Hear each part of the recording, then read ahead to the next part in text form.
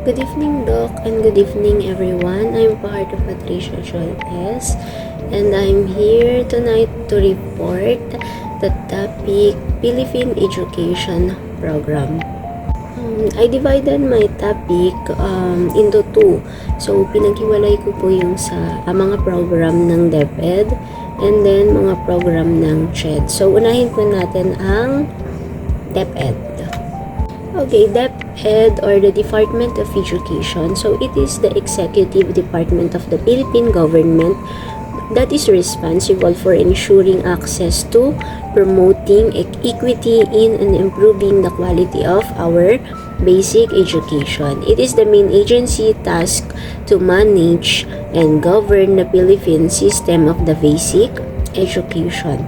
It is the chief formulator of Philippine education policy and responsible for the Philippine primary and secondary school system. So what are the different programs of Department of Education or the DepEd? So based dun sa na-research ko po, merong akong nakitang 5 programs ng Department of Education. So, the first one is the Education Policy Development Program. The second one is the Basic Education Inputs Program. Next is the Inclusive Education Program. The fourth one is the Supports to Schools and Learners Program. And then the last one is the Education Human Resource Development Program. Okay, first let us discuss the Education Policy Development Program. So, in this program, merong naka-under, which is the Policy and the Research Program or PRP. So, this program aims to strengthen evidence-based decision-making through the oversight, promotion, and conduct of policy development, research, and sector monitoring and evaluation. So, this policy or the policy and the research program support activities under 3 key results areas such as the policy development, the research management, and the third one is the sector monitoring and evaluation. So, who are the beneficiaries of this program? So, the decision makers and policy makers together with their technical staff will be the direct beneficiaries of the policy and research program, capacitating them to develop, review, and analyze policies, manage, conduct, and utilize research. And then also the DepEd personnel or the Department of Education personnel from the schools up to the national office who are qualified for the grant will be its direct beneficiaries.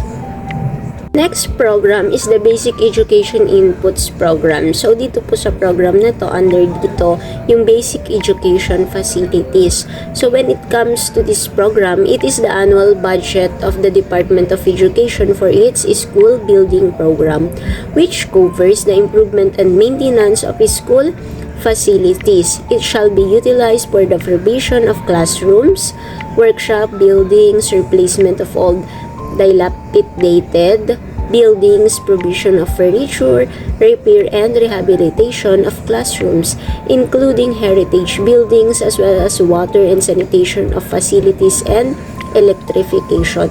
So, in this program, so ito naman po yung program ng Department of Education which covers the improvement and maintenance ng mga school building natin. It means na kapag may mga sira na po sa mga buildings natin, so under ng program ng DepEd na ito, yung pagpapagawa ng mga sirang facilities and buildings sa ating classroom. So, number 1 is the construction of school buildings. So, pag-aayos, paggawa ng mga school buildings para sa mga bata. Number 2 is provision of school furniture. So, yung mga furniture na kailangan makita sa ating classrooms, sa office, sa libraries, or kung saan pang mga room sa ating school. So, yun din po ay under ng program na ito. Number 3, classroom repair and rehabilitation. So, as I said before, kung may mga sira na sa ating buildings, sa mga facilities. So under ng program na ito na ayusin and i-repair yung mga sirang part ng buildings ng school. Next is the electrification of schools. So it is important na may electricity ang ating classroom. Syempre kapag lalong-lalo na yung mga lights. So kailangan ng mga bata, and then as well as teachers ng maayos na lighting ng school para makapag-aral at makapagbasa, makapagsulat ng maayos sa loob ng classrooms. And then next, yung mga electric fans. So, kailangan hindi naiinitan yung mga bata and then yung mga teacher para makapag-focus ng maayos sa lessons. And then yung mga teacher naman makapagturo ng maayos. And then, quick response fund.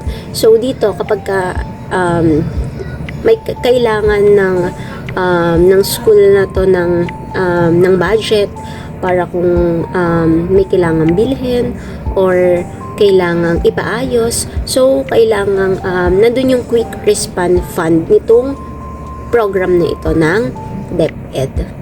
Sa under pa rin ng basic education in inputs program is the textbooks and other instructional materials. So, this program aims to provide public school and learning centers quality text-based learning resources aligned with the K-12 curriculum as the primary basis or supplement to teaching and learning processes. So, under naman itong program nito, yung pagpo-provide ng mga textbooks, ng mga learning materials para sa ganon mas maging helpful sa learning or education ng mga bata. So, dapat yung mga textbooks or text-based learning is aligned dun sa curriculum na meron tayo like ngayon. So, dapat yung mga materials, yung mga instructional materials, mga textbooks is aligned dun sa ating K-12 program. Okay, next is the DepEd Computerization Program. So, this program aims to improve the quality of education by providing public school with appropriate technologies that would enhance the teaching learning process and meet the challenges of the 21st century in terms of technological advancement. Additionally, the program shall also provide new e-classroom packages to each public elementary school, junior high school, and senior high school, including the unenergized schools. So, dito naman sa computerization program, so, under din itong program na to, yung pagpo-provide ng mga computers sa school, mga TV, sa bawat classroom para sa ganon ma-meet nung mga learners natin yung 21st century in terms of technological advancement. Kasi syempre sa age natin ngayon, computer age na, so kinakailangan talaga ng use ng computer. Okay, so what are the criterias in choosing or selecting the beneficiaries, school beneficiaries of this program? So, number 1, the school must have on-site stable and continuous supply of electricity and preferably with telephone facilities. So, dapat daw yung bibigyan na tong ng mga laptops, computers, so dapat merong continuous supply of electricity. So, number 2, the school must have at least one teacher assigned to the computer or handling the computer education classes. So, to manage the computer laboratory and is willing to be trained in laboratory management, including the hardware, fundamentals, and servicing. So, dapat daw yung school na mabibigyan ng mga laptops and computers, so dapat daw kahit only one teacher, meron dapat willing na ma-trained dun sa mga troubleshooting sa mga software and hardware para in case na magkaroon ng mga problems. So, meron teacher na marunong mag-fix ng problem kung may mangyaring problem. Okay, number 3, the school must have at least one teacher for each subject of English, Science, and Math who are specialists in their areas and are willing to be trained on the pedagogy technology and are willing to echo training to their colleagues.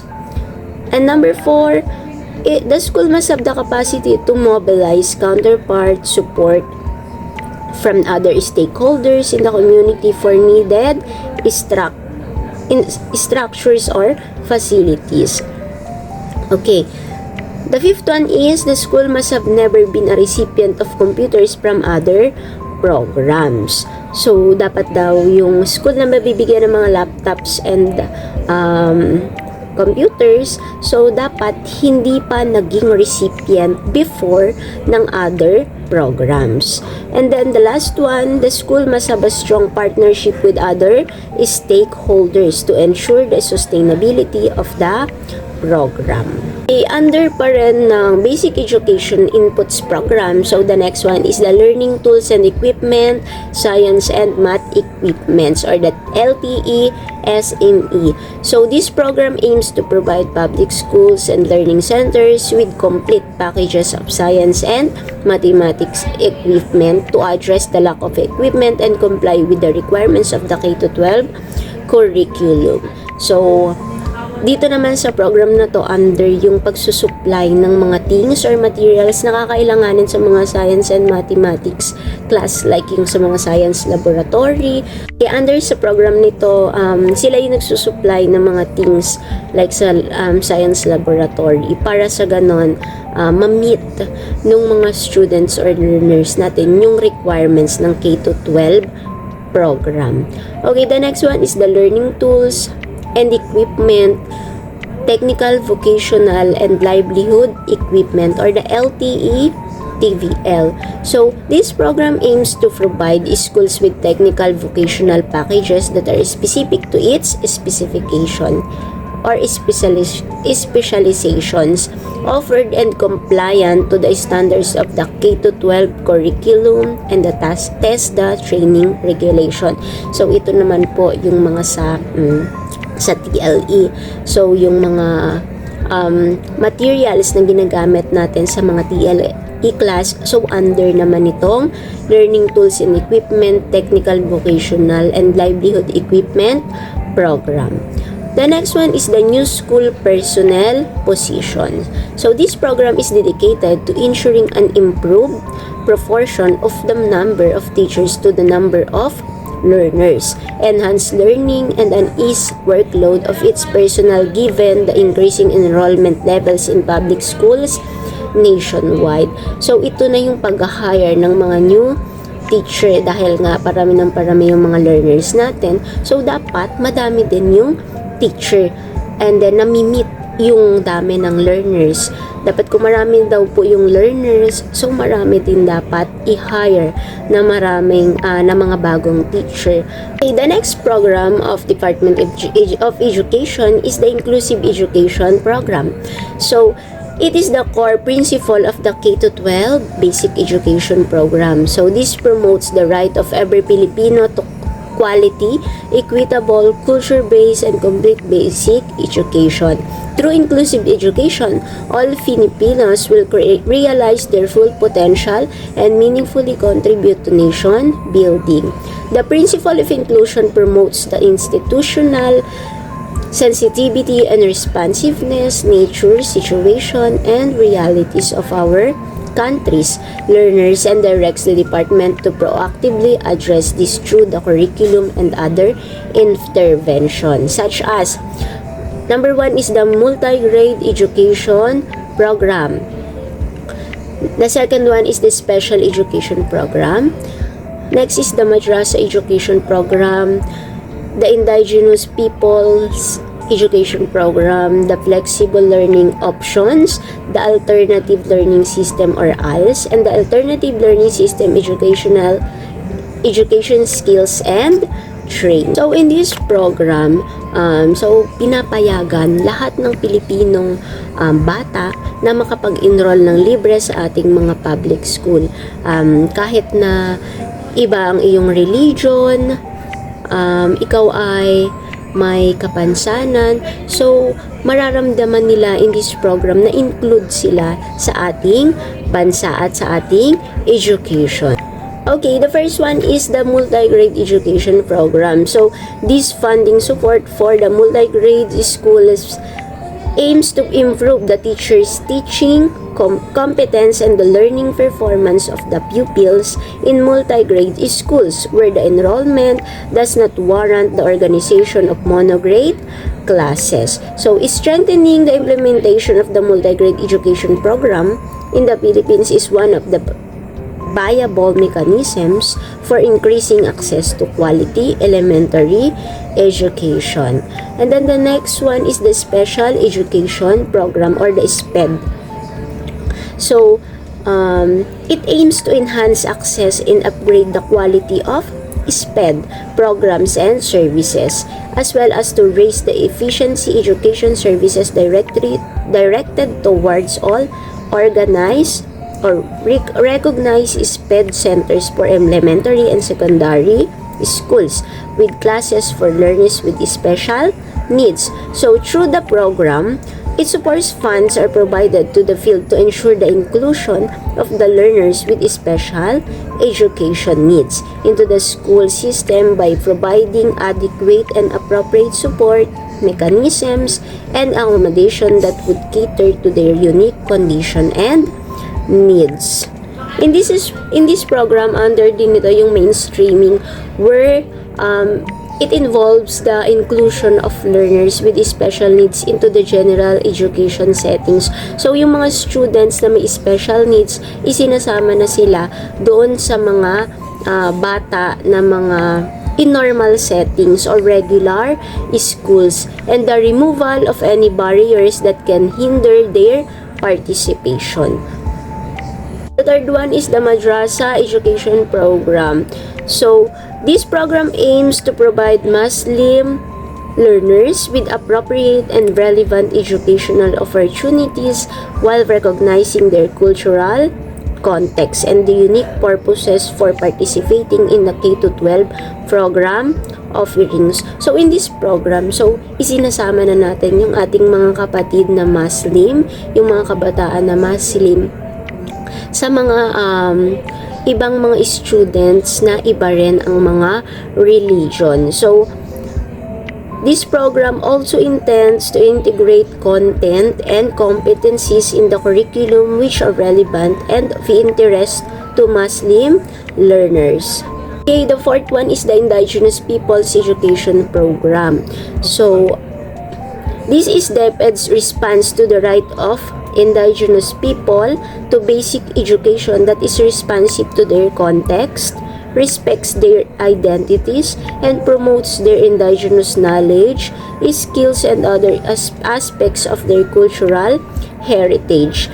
Additionally, the indigenous people education supports the realization of the K-12 basic education curriculum, which subscribes to standards and principles that are inclusive, culture sensitivity, and flexible enough to enable and allow schools to localize, indigenize, and enhance based on the community's educational and social context. In this program, sa Indigenous Peoples Education Program, kahit saan nagmula yung mga kabataan, kung ano yung culture, kung may tribe ka man, lahat doon is ini-include na sa ating public school. So, sama-sama na po sila even though magkakaiba sila ng mga race, ng cultures, ng mga tribes na pinagmulan kung meron na. So, in this program, sama-sama na po ang ating mga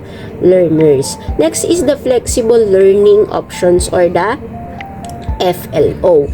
So, this program aimed at providing an alternative path of learning for the out-of-school youth and adult who are literate but have not completed 10 years of basic education as mandated by the Philippine Constitution. Through this program, school dropouts will be able to complete elementary and secondary education outside the formal system. So, yun pong mga kabataan na huminto So, yung mga hindi nakapag-complete ng mga basic education, 10 years of basic education, so mayroon pa ring way para maipagpatuloy nila yung kanilang pag-aaral outside the formal system.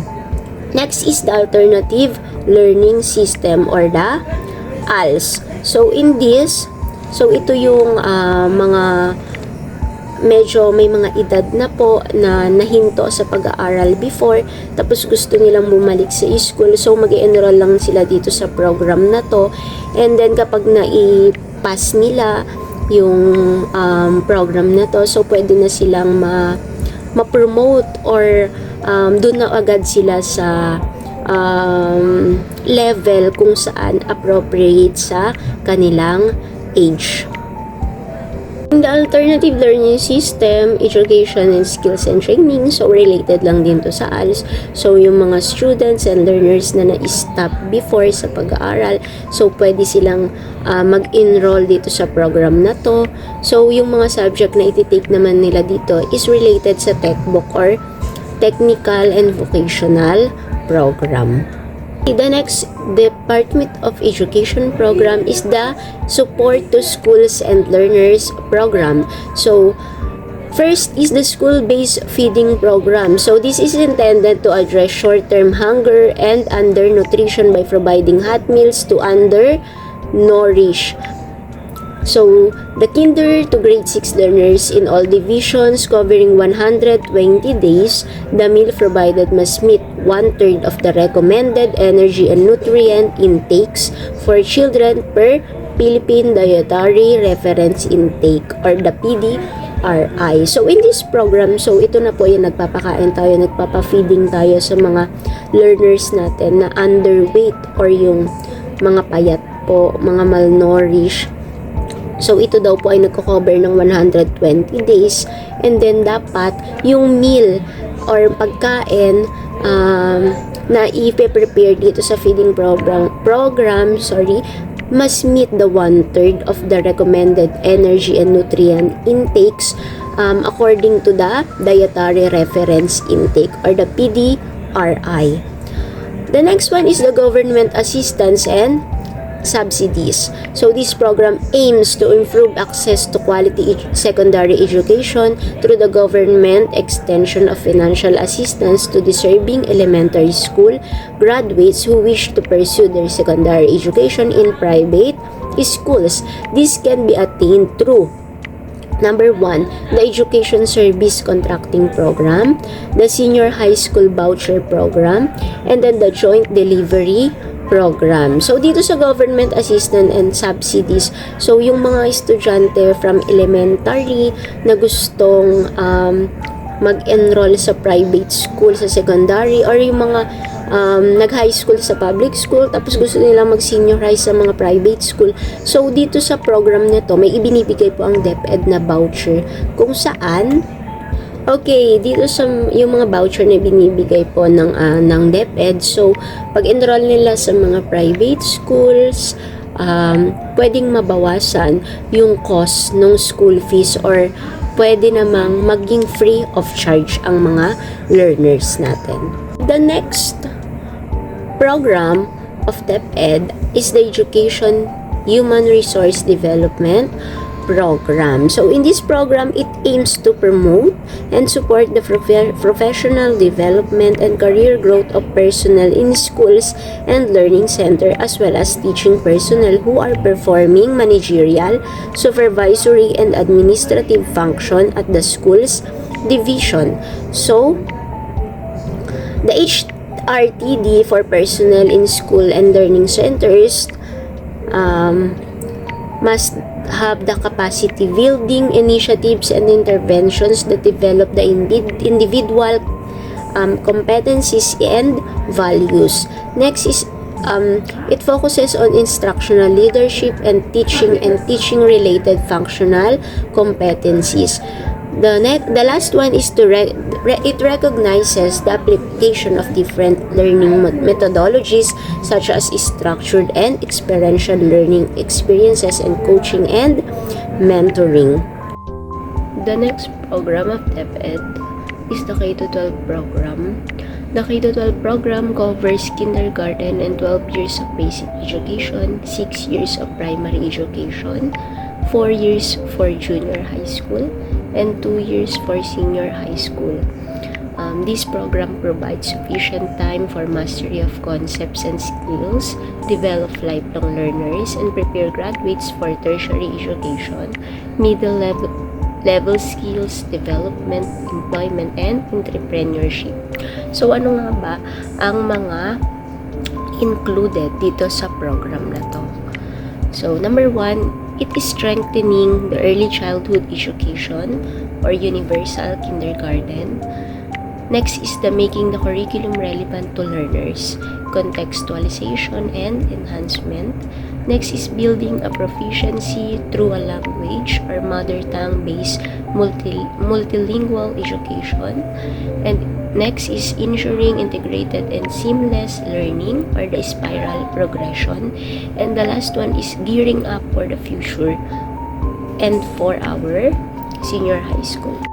I also included the Matatag program of Secretary or Vice President Sara Duterte.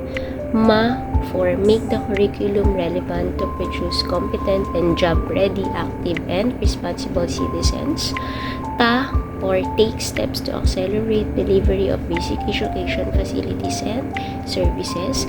Another ta for take good care of learners by promoting learner well-being, inclusive education, and a positive learning environment. And letter G, to give support to teachers to teach better. After the Matatag program, Vice President Sara Duterte launches the new Matatag program. So these are the foundation skills that focus in this program. So, the current curriculum na meron tayo ngayon is 7 ang subject na itinuturo natin. So, the mother tongue, the Filipino, English, math, araling panlipunan, MAPE, at edukasyon sa pagpapahalaga. So, dito sa Matatag curriculum, sa inyo Matatag, so gagawin 5 na lang daw po ang subjects. So, magiging language, reading and literacy, mathematics, makabansa, and then the GMRC. So, kailan at anong year ang phase implementation of this new Matatag program or curriculum? So, in 2024 to 2025, so, i-implement ito sa kinder, grade 1, grade 4, and grade 7. So, by the year 2025 to 2026, so grade 2, grade 5, and grade 8 naman. And then sa year 2026 to 2027, so grade 3, grade 6, and grade 9 naman. So, in year 2027 and 2028, so grade 10 naman. Sa grade 10 naman po, i-implement ang the new Matatag program. So, these are the new meaning on acronym Matatag. So, MAP or makabagong curriculum na napapanahon or modern and timely curriculum. Ta or talino na mula sa isip at puso or intelligence from the mind and heart. Another ta or tapang na humarap sa anumang hamon ng buhay or courage to face any life challenges.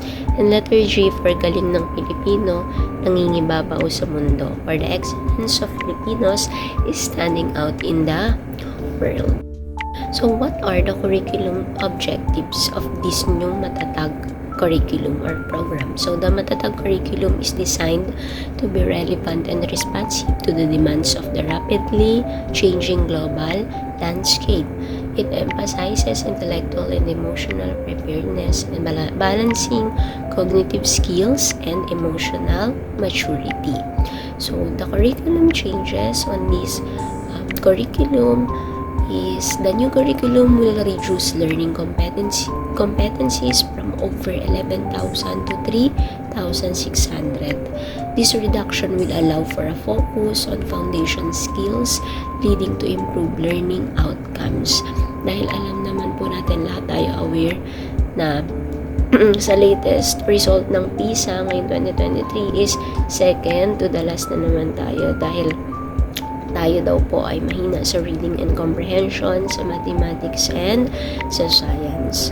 So this new matatag program or curriculum daw ay it will aid the current problems on our education. So as I said before, so the learning area, so yung current natin ngayon na mga subject ay 7. So in the matatag K10 curriculum, early grade levels will have 5 learning areas na lang daw po. That are language, reading and literacy, math, makabansa, and good manners and right conduct or the GMRC. So the implementation phases, the matatag K10 curriculum will be rolled out in phases over 5 years, starting with kindergarten and grade 1, 4, and 7 in the school year 2024 to 2025. So the new curriculum will continue using the mother tongue as the medium of instruction, but it will no longer be taught as a separate subject. So in senior high school, matatag curriculum naman daw, the curriculum for senior high school is still under review with completion expected by next year. We're done with the DepEd programs. So let's go now to the Commission on Higher Education or CHED. So the Philippine government has designated CHED as the agency responsible for promoting high quality and relevant tertiary education. Its main objectives include ensuring high qualities to higher education, next protecting academic freedom, next is promoting intellectual growth and research, next is to foster responsible and effective leadership, educating highly skilled professionals, and last, enriching historical and cultural heritages. So, iyan daw po yung main objectives na binigay ng Philippine government sa CHED as the agency responsible for promoting high quality and relevant tertiary education. So when it comes to the programs of CHED, they include the following. The first one is the K-12 transition programs. So in this program, it clearly states that the K-12 reform is an effort not exclusive to the Department of Education, but cuts across the whole landscape of Philippine education and labor, making a unique impact on each sector, while at the same time requiring all these agencies to work together to ensure a smooth transition into the new system. So, yung K-12 daw po ay hindi lang naman sa basic education or sa DepEd nilaunch. So, sa lahat daw po, sa whole landscape ng Philippine education and labor. So, kasama din po doon ang CHED. Is the Faculty Development Program. So in this program, it seeks to upgrade the academic qualification of tertiary faculty to master's and doctorate degree levels. It is expected that through the FDP, the improved faculty qualifications and teaching methods will contribute directly to better student learning, which in turn would translate into higher passing rates in professional licensure examinations and greater productivity of graduates.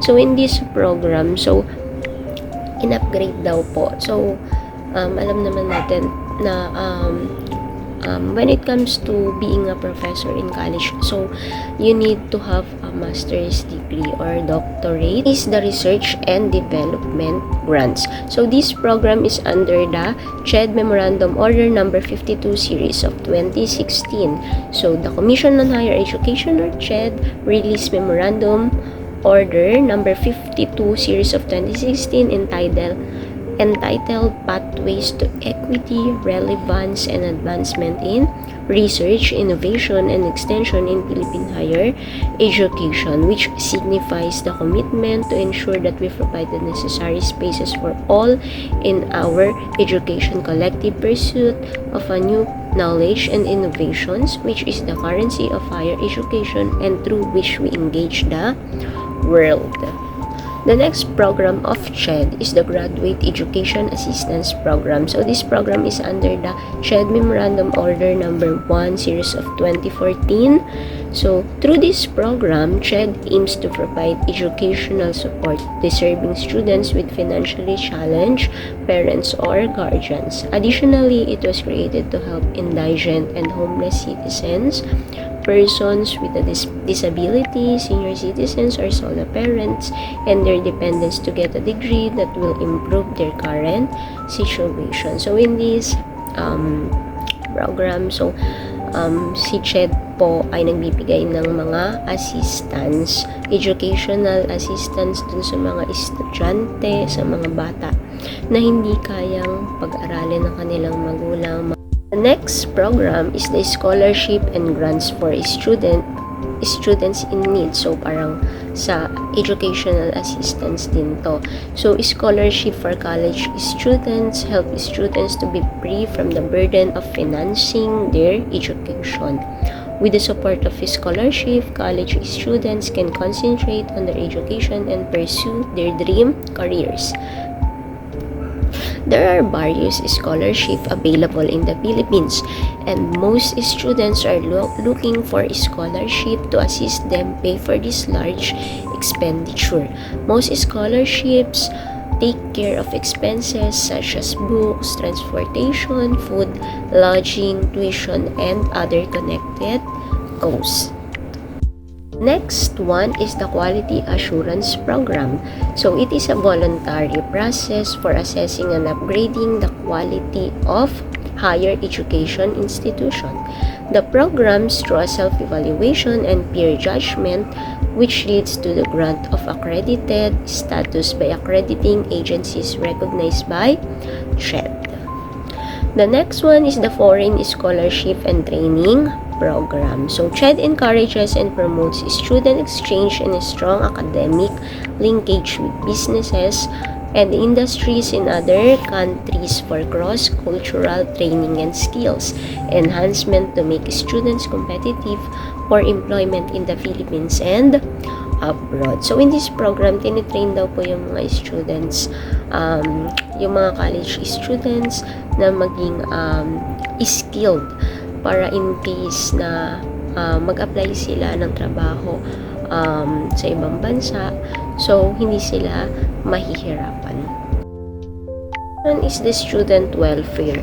So, it pertains to the provision of basic services and programs that guarantee relevant, efficient, and effective support and assistance to the well-being of all students. The next program of CHED is the Advocacy and Communication Campaign. So, it requires being able to persuade people and steer public sentiments towards taking action for a particular cause. A great advocacy campaign is reflected by its communication strategy and the ability of this strategy to arouse positive response and change. The next program is the Higher Education Strategic and Development Plan. Under this program, CHED supports the conduct of RDE aimed at generating, adapting, and transferring or applying new knowledge and technologies for improving the productivity and livelihood, promoting peace, empowering women, protecting the environment, reducing disaster devastation, and alleviating poverty.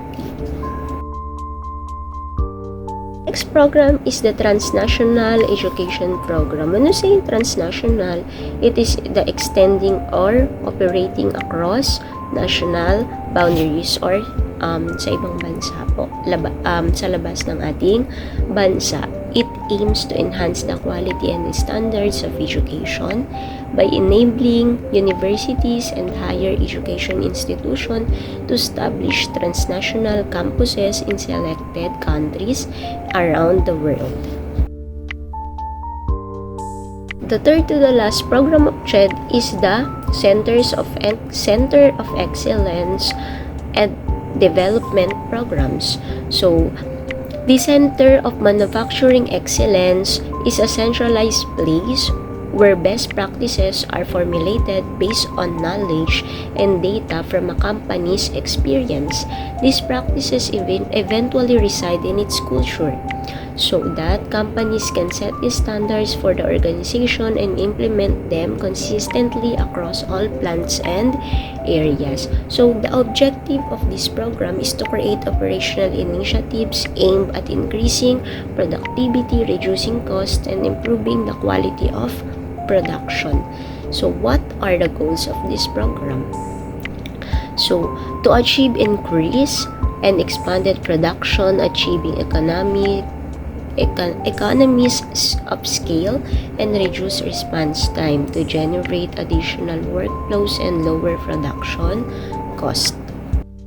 The next program is the Philippines California Advanced Research Institute program. So it is a research and development collaboration between Philippines and California universities.